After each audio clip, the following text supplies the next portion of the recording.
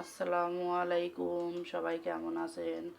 আজকে আমি রান্না করব লাউ দিয়ে, আলু দিয়ে, মাছ দিয়ে, আর এখানে করলা দিয়ে আলু দিয়ে ভাজি করব।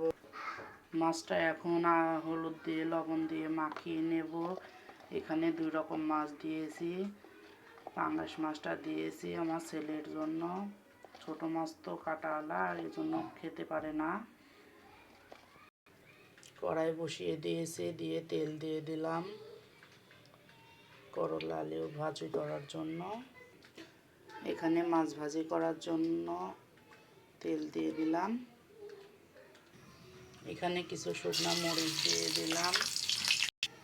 মরিচটা লাল হয়ে গেছে, এখন পেঁয়াজ দিয়ে দেবো। পেঁয়াজটা হালকা করে এখন একটু ভেজে নেব। এই তেলটা গরম হয়ে গেছে, এখন মাছগুলা দিয়ে দেব। এখানে কয়েকটা কাঁচামরিচ ফালি দিয়ে দিলাম।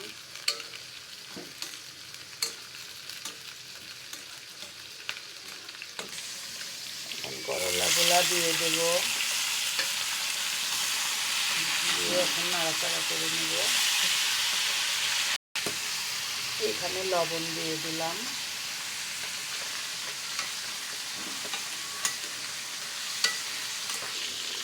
মাছটা ভাজা হয়ে গেছে, এখন উল্টিয়ে দেব।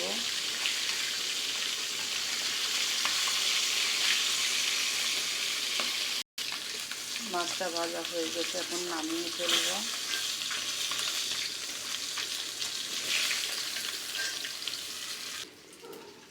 এখানে আমি মশলা রেডি করে রেখেছিলাম, মশলাগুলো এখন দিয়ে দেব।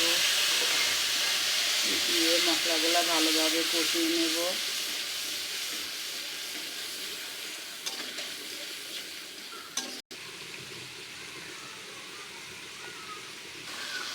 মশলাটা কষানো হয়ে গেছে, এখন তরকারিগুলো দিয়ে দেব। এখন তরকারিগুলো একটু কষাবো।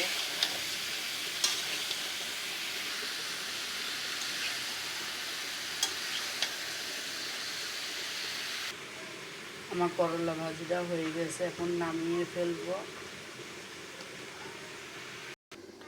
এখানে কিছু ধনিয়ার পাতা ভর্তা করব। এখন তরকারিটা কষানো শেষ, এখন ঝোলের পানি দিয়ে দেব।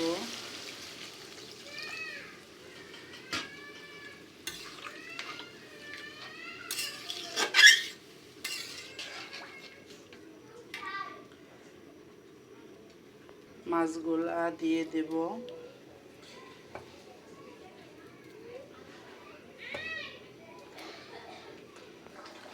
ধনিয়ার পাতা ভর্তাটা হয়ে গেছে।